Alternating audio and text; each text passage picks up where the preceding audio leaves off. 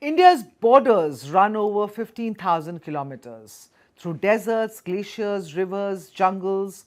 For decades, guarding that line has meant one thing: boots on the ground. Now the government is saying that that's not enough anymore. It wants the border to start thinking.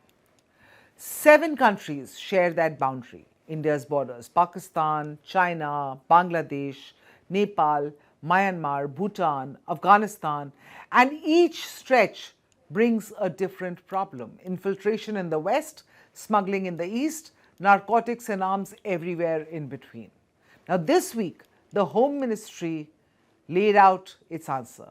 It's called the Smart Border Plan, and it was unveiled by Union Home Minister Amit Shah at the Border District SPs Conference. सीमा सुरक्षा और technology, हमने smart border का जो concept लिया है, इसके अंदर ढेर सारी चीजें ली है हमने, जिसमें एंटी ड्रोन सिस्टम भी है, जिसके अंदर रडार भी है, हाई रेजोल्यूशन कैमरास भी है, घुसपैठ रोकने के लिए चेतावनी देने का तंत्र भी है, कई प्रकार की व्यवस्था है। विश्व की सबसे आधुनिक बॉर्डर सुरक्षा ग्रिड हम आने वाले समय में स्मार्ट बॉर्डर प्रोजेक्ट के तहत एस्टैब्लिश करना चाहते हैं। Here's the core idea. Shah calls it a quadrilateral security grid, essentially 4 layers working as one. Layer 1 is the center, setting policy and intelligence. Layer 2 is the state governments. Layer 3 is the district administration. Layer 4 is closest to the ground, which is often overlooked. That is ordinary people, people living in border villages, feeding real-time information back up to the chain. The point Amit Shah keeps making, border security can't stop at the border post anymore. It has to run through every layer of government, all synced together. On top of that human grid sits the tech, which is artificial intelligence, digital surveillance, anti-drone systems, smart sensors, and integrated command centers, all talking to each other in real time. And this isn't just a slogan, some of it is already deployed. The Comprehensive Integrated Border Management System, or the CIBMS, it links smart fencing, sensors, radars and cameras into one command and control network. Along the Indo-Bangladesh border, the BSF runs BOLD-QIT, or Border Electronically Dominated QRT Interception Technique, a smart fencing project which was built for terrain where physical patrols simply can't cover every gap. And to counter the newest threat, which is aerial drops of weapons and drugs, India has rolled out anti-drone systems like the T-Shul Pulse, designed to detect and jam drones before they cross in. The biggest single project right now is fencing the 1,610 kilometer India-Myanmar border at a cost of roughly 31,000 crore rupees. That stretch has long been a route for infiltration and drug and arms smuggling into the northeast, and closing it is central to the whole plan. But India is clear that technology alone doesn't secure a border.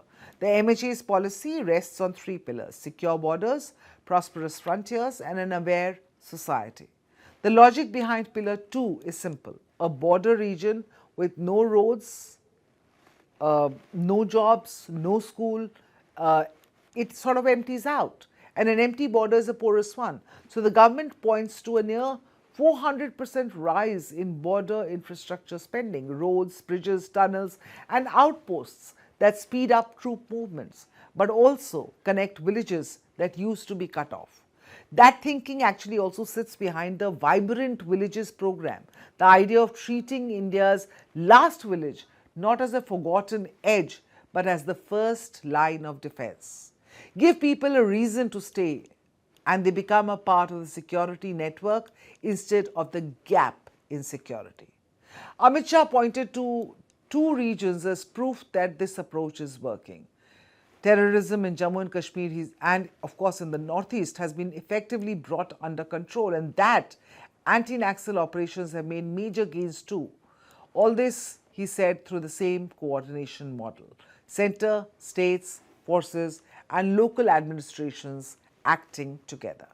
The security data in both regions has shown a real decline in violent incidents over the recent years. We all know that violent incidents have gone down in Jammu and Kashmir, for instance, and the government is using that record to justify scaling the same coordinated model nationwide. The MHA's broader argument is this, that the nature of the threat itself has changed. It's not just soldiers crossing a line anymore. It's drone drops, narcotics networks, cybercrime, radicalization online. In response, the government says it has drawn up a 3-year strategy specifically aimed at dismantling cross-border drug trafficking networks. So strip away the announcement and here's the actual shift. India is trying to move from reacting to threats to spotting them before they happen, from a guard at a post to a grid that really never blinks. The infrastructure numbers are real, the tech is partly built, and the political will is clearly there. The real test is quieter, whether a sensor grid, a village development push, and a ruthless approach to infiltration can actually outpace smugglers, drones, and traffickers who are just as quick to adapt.